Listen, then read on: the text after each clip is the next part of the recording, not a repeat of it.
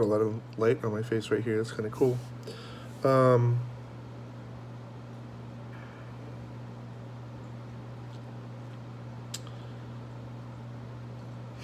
So I don't want to be cruel or mean or heartless.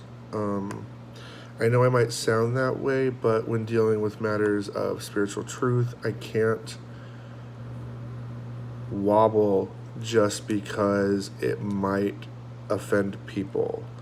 You're more than allowed not to believe in what I'm saying. You're more than allowed not to go along with it. You can be angry or upset, but no matter how mad you are, that doesn't give me permission to speak non-truths. That would be incorrect, inappropriate. So with tithing, your money needs to go to a Christ-based organization. So it can't be like your neighbor or something like that. It can't be, the kid on the street who needs help with school books. And I'm not saying that to put down what you might be doing, and I know a lot of people might say, well, that's Christian, so therefore it should work. But my goal as a Christian isn't to talk to you about theory, it's to talk to you about tested theory. I know Christians who have taken their tithe, given it to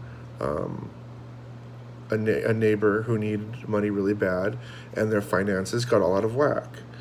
And my goal as a Christian is to give you tested theory that can help you escape poverty and danger and horror and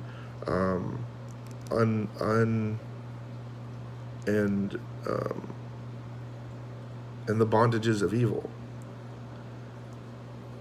And so there is good news, though. If you don't agree with me, you think the Bible says something different, talk to God about it. He'll answer your questions. He will definitely answer your question. And you harass him every single day until he answers your questions. And he will. I've had to do that. I've had to do that on abortion. I've had to do that on earlier episodes. And I just sat there and I said, God, I'm not going to talk about, what you want to talk about till we're sure we're on the same page, because I am not going to tell people, I'm not okay telling people things that are incorrect. So I might think the Bible says one thing, but if I'm unsure, you have to make sure this bit of knowledge I has fits in the whole web of your word. Because everything God says equates to everything else God says. It's like math. It's like, the more advanced math you learn, it doesn't get rid of old math. All math works together because it's math, it's science, it's rules. So I know tithing works with Catholicism. I know it works with Christianity. I know it works with Lutheranism.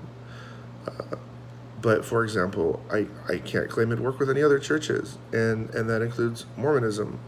And no offense against Mormons, I'm just not sure your alignment with Christ seems to differ. And I'm not an expert on Mormonism, so you guys are welcome to test it, because I'm not here to force you to become Christians, but I'm here to say here are Christian values, here's Christian architecture, here's Christian armor, here's Christian wisdom, here's Christian elements. These are the Christian dynamics that you have at your disposal to help manifest the virtues and qualities of life that you and God both deem fit. No matter what, I love you guys. Make sure you tell someone else that you love them. And if you don't think you are worthy of love, you need to knock that shit out, because that's called pride. There's no argument that's ever going to tell you that you're worthy of love, because it's an emotional argument you're having with yourself. So something in you is saying you're not worthy of love, that's just pride.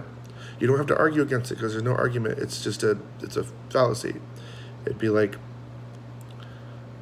I don't know, I'm not really good with coming up with emotionally dumb arguments.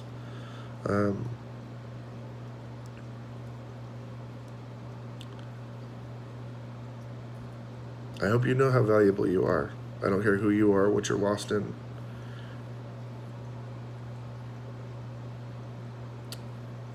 If your life is really hard, I hope and pray you get through it, because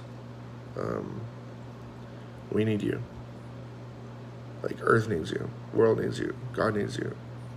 You have to believe in yourself.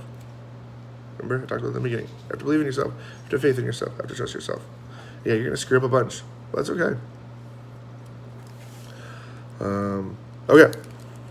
I'm sorry about missing that the first time.